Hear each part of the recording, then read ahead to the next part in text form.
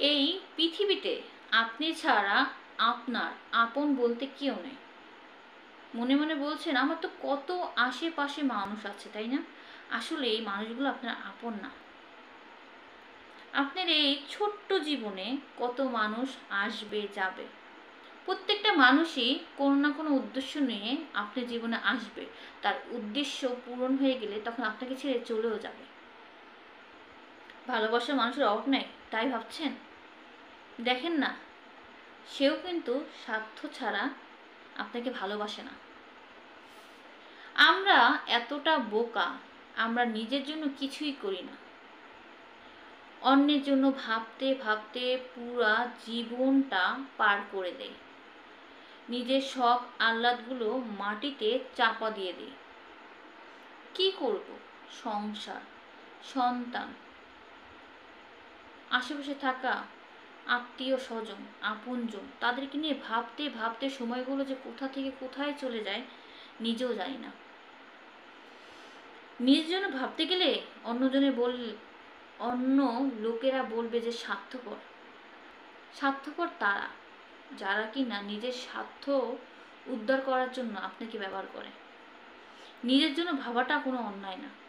আপনি নিজেকে ভালোবাসতে শিখুন, নিজের জন্য সময় বের করতে শিখুন, নিজে একটা সুন্দর জামা পরুন। আপনার এই ছোট্ট জীবনে অনেক কিছু করছেন, নিজের জন্য সময় পান না। ছোট ছোট ইচ্ছেগুলো কোথায় যেন হারিয়ে গেছে জীবন যুদ্ধে। এখনো সময় আছে, নিজের জন্য কিছু করুন।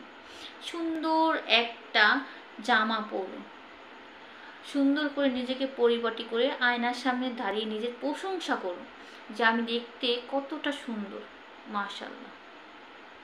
নিজের প্রশংসা করতে শিখুন। সুন্দর একটা কাপে সুন্দর করে চা বানায়া সুন্দর একটা জায়গায় বসা নিজেকে নিয়ে ভাবুন এবং চায়ে চুমুক দিন। দেখবেন আপনার মনে অশান্তিগুলো কোথায় যেন হারিয়ে যাবে।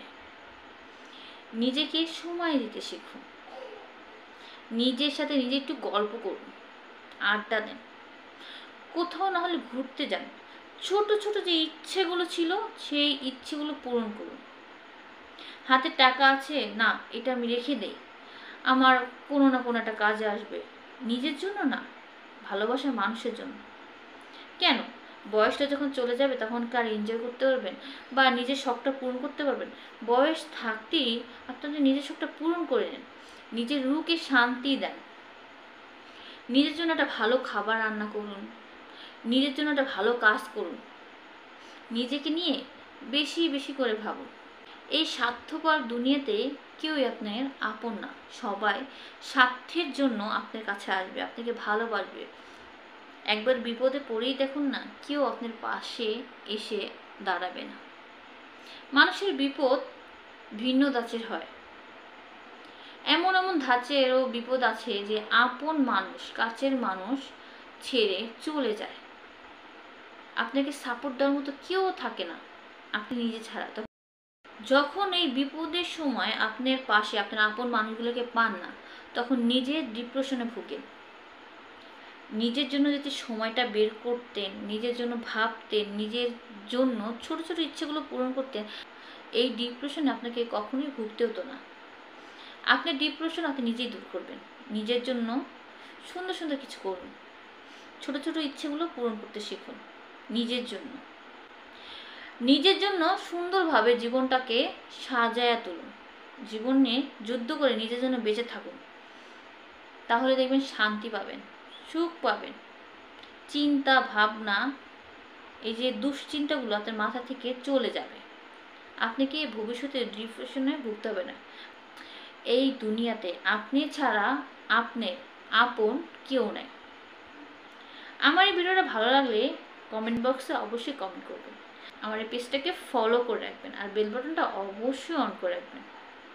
সবাই ভালো থাকবেন, সুস্থ থাকবেন এই কামনাই করি। আল্লাহ হাফেজ।